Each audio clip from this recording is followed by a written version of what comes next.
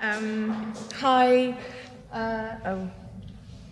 Okay, so under the kind of premise of talking about beauty in the making, I'm going to be slightly sort of more indulgent and talk quite a lot about the work that I've been trying to do over the past 2 years, but framing it within the understanding of kind of how I got there and what's interesting about it, what I'm interested in and why we're kind of trying to do some things. So the kind of umbrella under which I was thinking about beauty in the making was this premise of delight, which I'm slightly obsessed with and have been for about 2 years since I set up the 815 agency. And under the idea of delight, particularly the idea of making and playing, and those being a kind of public act, which we don't often sort of see and enjoy in the city, and we don't often delight in. And I think there should just be more of it everywhere.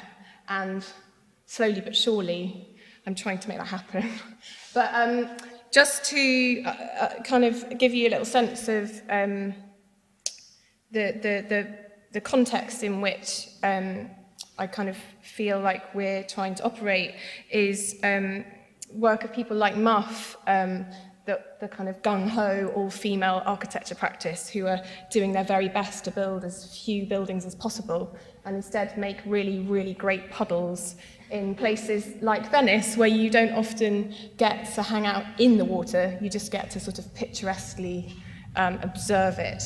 So I think this sort of idea of activity and I suppose if you're being academic about it, praxis, the idea of the act that goes on in the space rather than concerning yourself just with making the space itself.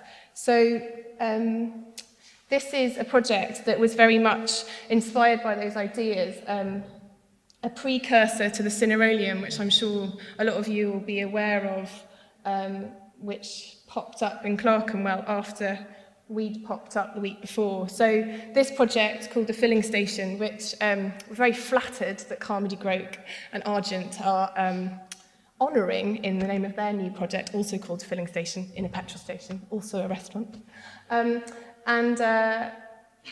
We built a table out of 420 polystyrene boxes and hosted a feast for 100 people in Clerkenwell as part of London Festival of Architecture as a kind of a collective act, a kind of spirited kind of happening to celebrate the kind of culinary culture of Clerkenwell from Smithfield's Meat Market, which is the nod to the insulating polystyrene boxes, and also to kind of remember and try and encourage the ritual behaviour that used to exist in Clerkenwell, of these sort of enormous feasts that used to happen with the monks in the priory. And we work with a kind of series of different people who are really passionate about the notion of delight in food. This is a really, really tasty trifle that Bompers and Parr made, which is laced with medical caffeine, which I think is why it's really tasty. And so that's kind of, so this is sort of an obsession about doing things in places where you're not supposed to. And that leads on to this project, which is in the V&A, where we made an enormous pass the parcel the size of a sort of small shed. Why not, in the medieval galleries, and we built it there as well. So this is the kind of idea of making as a public act. So we spent a week in the V&A building this thing, which is hilarious because we had to sort of draw a map of the whole of the, or use a plan for the whole of the V&A and all the door widths to work out which bits we could make in which places before it got too wide to get through a door, which was kind of interesting. And then we played it with 1,000, well, sort of between 1,000 and 2,000 people. And this is the kind of obsessive compulsive element of our work, documenting kind of how it got made and understanding all these intricate layers and everything being bespoke and really kind of loving the making of it and then loving the destruction of it as a kind of collective party, I suppose. And that's, these are little origami cranes which took lots of hands, lots of time, but lots of cups of tea made it better. This is the same project again, but instead of being made in public, it was made in private, and that made it kind of a lot less fun, actually, although it was slightly easier. And then we played played it again outside the National Theatre, which is really different, playing it in a much more... It's kind of interesting, that idea of the public space of the interior of somewhere like the V&A, because it's kind of public, because it's being funded by public money, but then you actually go outside in a space that we understand to be public space and then play it. And people are more used to being playful, because they're, you know, the South Bank, it's a sort of leisureful place, whereas the V&A, you're sort of used to sort of walking around and going, nice quote, you know, it's sort of... So it was a different crowd. And what I loved about doing this project was the fact that we'd spent ages making these things and getting really obsessed about how much you dip a party hat into a pot of gold, you know. But then everybody just started making things themselves. And so we'd just given them a whole stationery cupboard of stuff for them to start adorning themselves. And that was really fun, actually. And here's another project, again on the South Bank, which is called Den City, which is a hilarious pun. And it's a city of dens that we took on tour in order to encourage placemaking in a very kind of immediate way.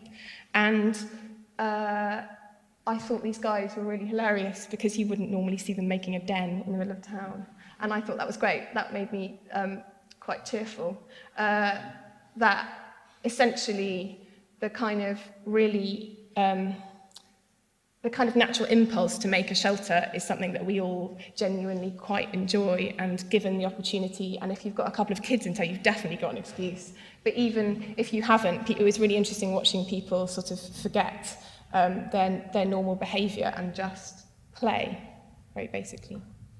This is the kind of final project that I just wanted to sort of mention, which again kind of plays into that idea, the idea of doing things where you're not supposed to. This is the back of the Tate Britain, and we made a chip factory where you dug up your own potato on the left from a real potato bed that we drove down from Warwickshire, which is a bit of a schlep. And then you scrub your own potato, chop it up, peel it, chop it, make it into chip-like sticks, and then I fried them, which is quite difficult, and then returned it as a cone of chips. And it was really, really fun watching how much delight everyone had digging spuds in a bit of town where you wouldn't normally do that. So that was delightful to do. And this last slide, for me, kind of summarises a lot of the references and influences that I'm really interested in. And this slide I kind of think of as pertaining to the Situationists in Paris in '68, and the idea that under the street is the beach. And I think if we all thought that a little bit more, we'd all have a lot more fun.